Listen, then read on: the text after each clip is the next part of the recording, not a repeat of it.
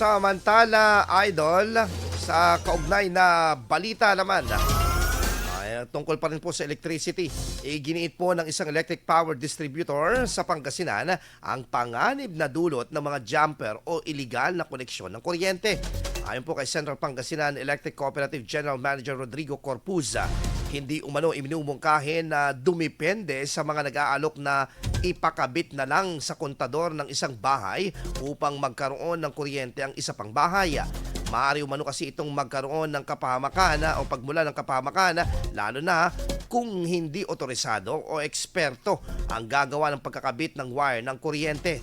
Maaring humarap sa karampatang penalty naman ang mga mahuhuling iligal na nagpapakabit ng kuryente.